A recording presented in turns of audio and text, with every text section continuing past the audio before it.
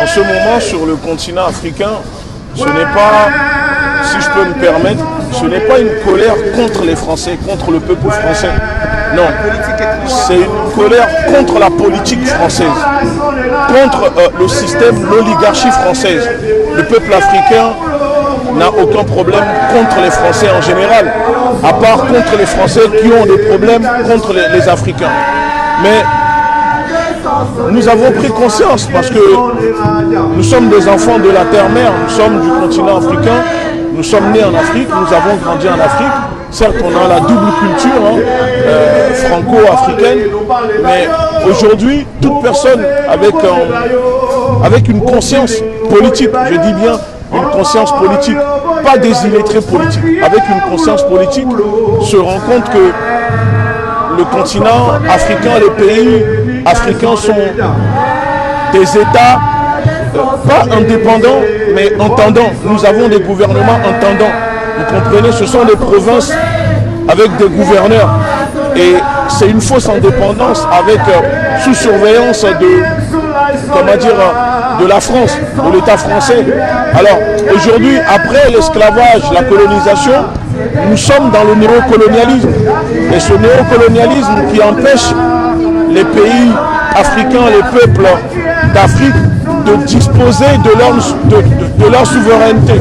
C'est-à-dire, les pays africains, les peuples africains ne sont pas libres de décider d'eux-mêmes de leur économie, de leur vie sociale, culturelle, politique, spirituelle, parce qu'on a tendance à l'oublier, mais aussi spirituelle et idéologique. Donc, nous sommes là, c'est ça que nous dénonçons. Ce n'est pas normal qu'on nous dise que des pays africains sont indépendants, alors que sur ces pays, partout il y a des bases militaires françaises.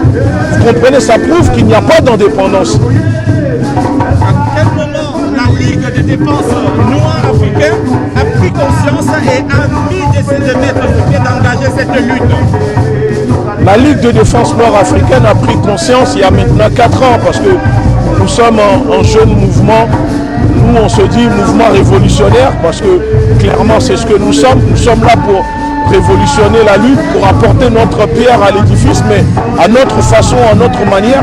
Donc ça fait 4 ans que la Ligue de défense nord-africaine a pris conscience et que nous travaillons le terrain pour faire avancer, pour apporter notre effort pour libérer le continent africain, parce que nous y croyons fortement à une Afrique libre, prospère, puissante et où on pourra vivre en fait librement comme nous le souhaitons. Alors, on parle de la présence des bases militaires françaises en Afrique. Justement, concernant ce mouvement que nous avons échangé avec un journaliste de guerre de Paris Match, et d'ailleurs, en ce moment en Afrique, il nous disait que s'il appelle les chefs d'État africains sur ceux du Sahel, alors quelle est donc la responsabilité des chefs d'État dans cette politique, dans cette mauvaise politique étrangère, dans cette mauvaise politique française en Afrique que vous dénoncez? Tout d'abord, vous me parlez d'un journaliste de Paris Match, mais soyons sérieux un minimum. Paris Match n'est pas un journal politique. Paris Match, c'est des magazines poubelles. qui sont là pour divertir les Français. Paris Match, ce n'est pas quelque chose de sérieux. Donc si ce journaliste dit que ce sont les présidents africains qui font appel à l'armée française, c'est ça? Mais il faut comprendre que ce ne sont pas des présidents. Ce ne sont pas des présidents. C'est la France qui installe à la tête de ces pays, de ces provinces, de ces anciennes colonies, ces hommes ou ces femmes qui sont là pour surveiller, pour garder les enclos pour eux. C'est comme si demain, je viens chez toi, je te ramène une personne, je t'impose cette personne, je repars. Mais chaque décision que j'aimerais prendre, bien sûr que la personne va l'accepter puisque c'est moi. Je t'ai mis à cette place-là. Tu travailles pour moi. Tu ne peux pas aller contre moi. Vous comprenez? Ces présidents ne sont pas des présidents. Les rares qui sont des présidents, la France n'hésite pas à les tuer, comme les Sankara, etc. Vous comprenez? Donc aujourd'hui, si nos pays ne sont pas libres, c'est parce qu'à la tête de nos pays, nous avons ce que nous qualifions à la Ligue de défense nord-africaine de plutocrates. C'est une plutocratie qui sont à la tête de ces pays et qui sont aux ordres de Paris, là où les décisions se décident pour venir être appliquées sur le continent africain. Donc oui, ces personnes que nous appelons, ce sont des nègres colons. On va dire ce sont des nègres colons qui sont là, qui contribuent, qui ouvrent la porte à leurs maîtres colons pour venir exploiter et imposer la soumission, une politique que nous qualifions de nazienne, parce qu'aujourd'hui l'État français pratique une politique nazienne sur les peuples d'Afrique, où les pays africains sont des camps de concentration ouverts. Ce sont des zoos où les Européens viennent en tourisme, pour tuer des lions, des éléphants et regarder des noirs. Vous comprenez, comme ici au jardin d'acclimatation à Paris, c'est la même chose aujourd'hui. Mais le continent africain est devenu un zoo humain à l'échelle continentale. Donc c'est ça que nous dénonçons et c'est ce que nous combattons. Tu peux régler ta lumière là, je sais pas, ça fait comme...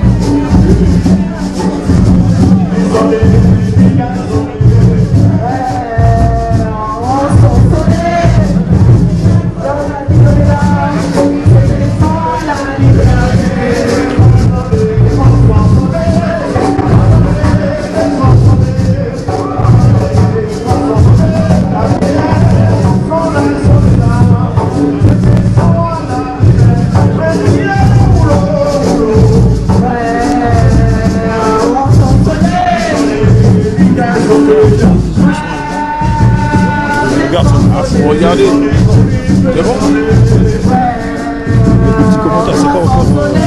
Ça sort. Le son il sort? Le son il sort. Ok, c'est bon.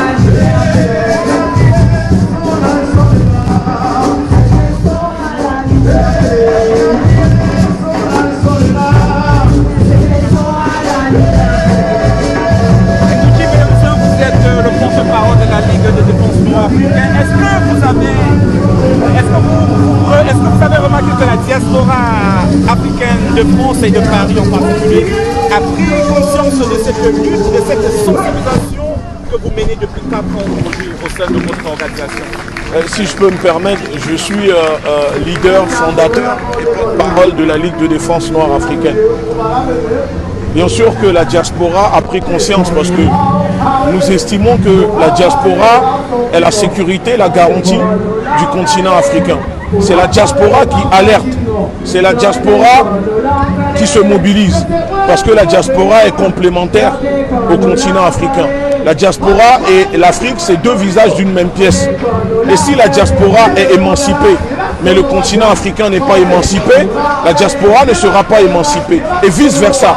Pour que nous soyons libres, le peuple noir et la nation africaine, il faudra que la diaspora soit émancipée et que le continent africain aussi soit émancipé. C'est pour cela que nous faisons une lutte d'émancipation et d'autodétermination. Vous devez le savoir que notre lutte, ce n'est pas seulement contre le néocolonialisme. La Ligue de défense noire africaine, c'est aussi un mouvement qui apporte, nous apportons assistance à des personnes victimes de discrimination, de négrophobie, nous avons une banque alimentaire, nous aidons des familles qui sont en difficulté. On fait énormément du social. C'est pour ça que c'est écrit sur nos pages, luttant contre le néocolonialisme, anti-impérialisme et menant des actions sociales et humanitaires. Et nous sommes présents aussi en Afrique, en Côte d'Ivoire, au Togo, au Bénin et aussi en Amérique latine. Mais je reviens sur votre question en disant que oui, la diaspora a pris conscience. Et d'ailleurs, nous remercions la diaspora. Ce n'est pas tout le monde, parce que tous les Noirs ou les Africains ne peuvent pas forcément penser la même chose. Mais aujourd'hui, la majorité de la diaspora a quand même pris conscience des réalités sur le continent. Et d'ailleurs, c'est pour ça que de plus en plus, il y a de plus en plus de sensibilisation. Comme là aujourd'hui, nous sommes là parce que c'est une mobilisation pour les afro-descendants des Antilles, de la Guadeloupe, de la Martinique, qui sont victimes d'empoisonnement au chlordécone, d'injustice, qui réclament justice, réparation et honneur. C'est pour ça que je suis là, nous sommes là, parce que nous allons partout. Nous soutenons chaque peuple afro-descendant africain qui lutte pour l'émancipation et l'autodétermination. Dans votre campagne de sensibilisation, vous êtes allé jusqu'au Mali, vous avez tenu plusieurs conférences, plusieurs symposiums, mais surtout vous avez brûlé le drapeau français devant l'ambassade de France. Quel était le message que vous voudriez envoyer? On a brûlé le drapeau de la France devant l'ambassade de France au Mali. Spécialement, il faut comprendre que moi je voulais rentrer dans l'ambassade. J'étais déterminé ce jour-là à rentrer dans l'ambassade. Les gens ne l'ont pas vu, mais autour de moi, il y avait une équipe. Il y a eu un sabotage, je ne rentrerai pas dans le fond du sujet, mais ceux qui m'accompagnaient, on était déterminés à rentrer dedans. Quand nous sommes arrivés, ce qui s'est passé, parce que je suis en train de vous expliquer pourquoi nous avons brûlé le drapeau, c'est que les policiers sont arrivés, il y avait la sécurité de l'ambassade qui empêchait mes semblables, mes frères de lutte maliens qui m'accompagnaient, en disant que l'ambassade de France est le territoire français. Alors je me suis dit, puisque pour eux ce sont des Maliens qui ne pouvaient pas accéder à l'ambassade de France, parce que ce sont des Maliens et ici c'est le territoire français. Vous imaginez l'aberration. Nous sommes en Afrique et on refuse à des Africains qui sont chez eux d'accéder à un espace parce qu'ils estiment que c'est le territoire français. Alors je me suis dit, ironiquement, je vais les prendre à leur propre jeu et j'ai dit que je suis français. C'est ce que je suis. Sur papier, je suis français. J'ai la carte d'identité française et donc ça me donne le droit d'être là, de rester ici. Ils m'ont dit non. J'ai dit écoutez, moi je suis venu pour rentrer dans l'ambassade et aujourd'hui je vais rentrer dans l'ambassade. Alors les policiers maliens m'ont empêché. Ce qui s'est passé, c'est que on avait trempé ce drapeau dans l'essence, mais il faut comprendre qu'on a dû faire le tour à moto le temps d'arriver. Le drapeau abîmé d'essence, l'essence s'est volatilisée. Donc quand on a voulu allumer ce drapeau, malheureusement ça n'a pas pris feu. Mais le geste était symbolique. C'est pour montrer à la France qu'il y a une colère qui gronde, qui monte. Aujourd'hui, vous allez au Mali, 90 voire 99% de la population demande le départ de la France. D'ailleurs, le 26 mars, il y avait encore une mobilisation au Mali pour demander le départ de la France, de l'armée française au Mali. Mais il faut comprendre que nous, la Ligue de défense nord-africaine, en brûlant ce drapeau, c'est pour interpeller l'opinion publique. Je suis un activiste politique. Nous sommes un mouvement révolutionnaire de défense. Quand nous posons des actions, c'est pour avoir des retombées politiques. Vous comprenez? Donc, moi je brûle un drapeau, nous brûlons un drapeau. Certes, ça peut heurter, ça peut choquer des personnes, mais nous ne sommes pas, c'est pas les Français que nous sommes en train de brûler. C'est pour interpeller l'opinion publique, l'opinion internationale, et montrer qu'il y a une colère qui monte, et que la France, l'État français, doit commencer à écouter la colère de cette jeunesse qui en ce moment n'est pas contente de voir que aujourd'hui, elle ne peut pas vivre dignement sur leur terre. Donc en brûlant ce drapeau, il y a des personnes peut-être qui trouveront ou qui ont trouvé qu'il ne fallait pas. Mais la preuve que ça a relancé le débat, ça a fait parler. Pourquoi j'ai brûlé le drapeau? J'ai brûlé le drapeau pour dénoncer la présence, l'occupation illégalement de l'armée française de la France sur les terres africaines. C'est pour ça, et moi je le dis, je l'assume. J'invite la population africaine, au lieu de se plaindre, il faut s'attaquer. Et quand nous disons s'attaquer pacifiquement, occuper les ambassades de France dans les territoires, sur les terres africaines, il faut occuper les ambassades de France. Les comptoirs coloniaux, nous devons les occuper, les attaquer. On ne peut pas nous indigner contre nous-mêmes, s'entretuer dans les pays africains si à côté il y a les bases militaires qui sont encore dans nos pays, quand il y a les multinationales qui sont responsables de ce pillage, comme Total, Areva, les Bolloré, etc., qui aujourd'hui nous voyons la corruption que Bolloré organise. C'est une mafia qui empêche le développement de nos pays. Moi je le dis, que si demain 10 000 Africains se levaient sur le continent africain avec des photos de Macron, parce que je dis encore une fois, ce n'est pas une lutte contre les Français, mais si 10 000 Africains se levaient avec la photo de Macron ou le drapeau de France et se mettaient à les brûler partout sur le continent africain, le monde entier aura les caméras braquées sur eux. Et les gens comprendront pourquoi les gens brûlent les drapeaux sur le continent africain. Parce que la France ne peut pas continuer à pratiquer cette politique sur tout un peuple, empêcher le développement économique, spirituel, politiquement sur tout un peuple, et que les gens, nous devons rester les bras croisés. Encore heureux que nous brûlons en drapeau, parce que nous on appelle à tuer personne. Nous ne sommes pas dans une lutte pour tuer des êtres humains. Mais la France, elle, n'oublions pas que la France décapitait nos ancêtres. La France n'a pas hésité au Cameroun à exterminer des indépendantistes, à faire assassiner, moumier les Niom, etc. Décapiter, couper des têtes aux gens, tout simplement parce que les gens étaient contre leur politique. Vous voyez, donc les barbares, les extrémistes. Les gens disent que la Ligue de défense nord-africaine, que nous sommes extrémistes. Oui, la vérité est extrémiste. Vous comprenez, la vérité c'est toujours extrémiste. Quand on n'accepte pas la vérité, on dit que les gens sont extrémistes. Mais moi je ne peux pas être plus extrémiste. Nous ne pouvons pas être plus extrémistes qu'un État français qui bombarde, qui décapite tout en des populations sur le continent. C'est pour ça que nous qualifions, nous disons que l'État français est l'équivalent de Daesh, l'équivalent d'Al-Qaïda sur les terres. Et d'ailleurs, c'est eux qui sont derrière tous ces mouvements terroristes armés, les Boko Haram, etc., sur les terres africaines pour balkaniser et empêcher l'unité du continent africain. Dans l'expression... Ils attaquaient un groupe. Là, on va finir. L'autre groupe, évidemment, ne se sentait pas concerné. Dans l'expression de votre collègue Ngouti Béonzan, vous aviez qualifié le général de Gaulle par des adjectifs qui sont propres à vous. Oui. Cela vous a valu une convocation au commissariat de Juvisy, nous y étions. Alors, quel sentiment vous anime? J'ose croire que des convocations, des interpellations, il y en a assez. Alors, quel sentiment vous anime au regard de toutes ces, vous dites, au regard de toutes ces intimidations? Vous savez, pour vous donner un peu une idée, je reçois à peu près 4 convocations tous les 2 mois. Ça vous fait à peu près 2 convocations par mois.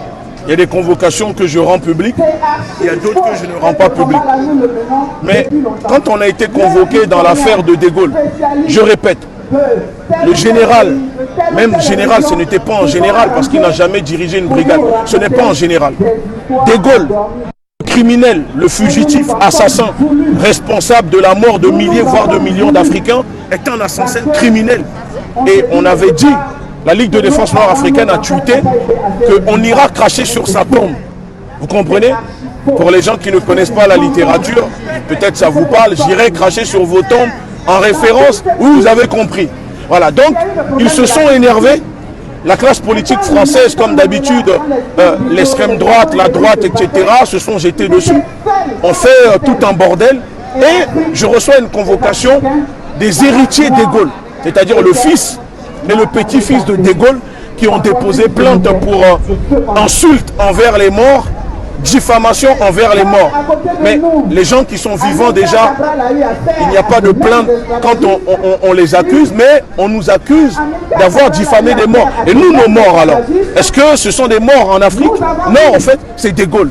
Et je suis parti à cette convocation et nous avons profité, vous étiez là, pour déposer plainte à notre tour contre De Gaulle et les héritiers de De Gaulle pour apologie du crime, négation et complicité de crimes contre l'humanité, et nous demandons l'ouverture des archives, d'accord, des crimes de De Gaulle sur le continent africain, les crimes de France-Afrique, que ce soit au Cameroun, au Togo, au Congo, dans les pays africains, pour savoir la vérité. s'ils n'ont rien à se reprocher. Alors, nous disons, nous invitons le président Macron, que moi je surnomme Macron-Poléon, parce qu'il a des tendances, il a des déviances, on dirait Napoléon, donc je l'appelle Macron-Poléon, d'ouvrir les archives pour que le peuple africain puisse connaître la vérité sur qui était le général de Gaulle. La vérité qu'ils ne disent pas aux Français. Il faut apprendre la vraie histoire aux Français. Qui était de Gaulle? Nous savons tous ce que de Gaulle a fait sur le continent africain, en Algérie, je viens de le citer, au Cameroun, etc. Pour la majorité des Français, de Gaulle a donné l'indépendance. Non, de Gaulle n'a pas donné l'indépendance. De Gaulle a juste anticipé un soulèvement populaire des pays africains qui voulaient réellement l'indépendance. Une indépendance contrôlée que de Gaulle a mis en place avec des accords coloniaux. D'accord? Et quand le Cameroun, les indépendantistes n'ont pas voulu, on a vu tout de suite de Gaulle les a fait tuer, massacrer au Napalm, en Algérie. Quelqu'un qui donne l'indépendance ne tue pas des gens qui refusent son indépendance. Tu me donnes l'indépendance, je te dis non. Pourquoi tu me tues? Parce que tu sais très bien que ce n'est pas indépendance à le nom, mais sur les papiers, il n'y a pas d'indépendance. Vu que de Gaulle a obligé les pays africains, les Africains, à faire un dépôt de 50% de leurs réserves à la Banque de France, puisque de Gaulle a fait signer des accords comme quoi, des accords où l'armée française est obligée de rester dans nos pays. Les Africains ne sont pas libres économiquement, ne peuvent pas décider de leur politique, fabriquer leur propre monnaie. Quelle indépendance de Gaulle a donnée aux Africains? Si c'est cette de Gaulle-là, nous les descendants, nous la nouvelle génération, nous en disons, on n'en veut plus de cette indépendance. Alors pourquoi on nous oblige à l'accepter cette indépendance? On ne veut plus de cette indépendance. Nous voulions que les accords signés par de Gaulle entre la France et les pays africains soient stoppés, que ce soit de l'Afrique jusqu'aux Antilles. C'est les mêmes problématiques et on nous dit non, que nous sommes des extrémistes. Alors oui, je suis un extrémiste de la vérité. Si je suis un extrémiste, je suis un extrémiste de la vérité. Si nous qualifient de terroristes, alors oui, nous sommes des terroristes de la vérité. Parce qu'on n'a pas d'armes, on n'a pas d'avion, on ne tue personne, on ne fait assassiner personne. Tout ce que nous disons, c'est la vérité avec des mots. C'est ça qui fait mal autant à la France. Et aujourd'hui, je suis convoqué au commissariat parce qu'on a parlé mal de Gaulle. On me surveille en bas de chez moi. Il y a des policiers en civil qui sont en bas de chez moi. Même là, le frère qui est avec moi peut vous dire, quand on est parti, quand il est venu me récupérer, il y a des voitures de policiers en civil qui me suivent. Mais moi, je n'ai rien à me reprocher. Je n'ai rien à me reprocher, vous comprenez ou pas? Donc, si c'est le prix à payer pour que le peuple africain, le peuple noir, la nation africaine soit libre, alors on accepte de payer ce prix-là. De toute façon, on n'obtient pas la liberté sans se battre. La personne, comme je dis, celui qui n'essaye pas de se battre n'est pas sûr de gagner ou perdre. Mais celui qui n'essaye pas est sûr qu'il a déjà perdu. Vous comprenez? Alors nous essayons au moins, et au moins on sait qu'on pourra gagner ou perdre. La dernière question pour finir, Deyanza Nguti, c'est que sur le plan médiatique, au départ, vous ne vous faisiez pas vraiment entendre ou bien inviter sur les médias. De nos jours, 4 ans après, quel sentiment vous anime sur le plan de la médiatisation de votre mouvement et de la revendication de la Ligue de défense noire africaine? Vous savez, ce ne sont pas les médias qui font la lutte. On préfère ne pas être invité sur les médias, mais captiver directement la population noire, la nation africaine, la jeunesse africaine, que servir de pantin, de décor, d'amuseur public sur les plateaux télé. Ce n'est pas parce qu'on passe sur les médias qu'on dit la vérité. Ceux qui sont souvent dans la vérité ne passent pas sur les médias. Vous comprenez? Aujourd'hui, nous sommes arrivés sans le soutien de ce que nous appelons les amuseurs publics, c'est-à-dire les célébrités sportives, chanteurs, etc. On a réussi à faire une place parce que nous posons des actions. Nous sommes sur le terrain. On accompagne des familles. Quand des familles nous appellent parce qu'ils sont victimes de discrimination, quand on roule 800 km pour aller aider des familles à déposer plainte, à faire respecter leurs droits, on n'a pas besoin des médias, mais on le fait parce que c'est ce que nous devons faire pour défendre, pour protéger notre peuple. Il ne faut plus attendre les autres. On ne peut pas quémander, on ne peut pas dire que nous voulons la liberté tout en quémandant de l'aide aux autres. Vous comprenez ou pas? Pour qu'on nous respecte, il faut qu'on se respecte. Et pour se respecter, il faut qu'on s'organise. Une communauté structurée, organisée, c'est une communauté forte et respectée. Les gens nous disent, mais vous dénoncez le blackface. Mais ça ne sert à rien. Et nous leur disons alors, ne venez pas nous chercher quand dans la cour de récréation, vos enfants sont traités de singes. Parce que si on traite vos enfants de singes, c'est à cause de la banalisation du blackface. Vous ne pouvez pas vous plaindre du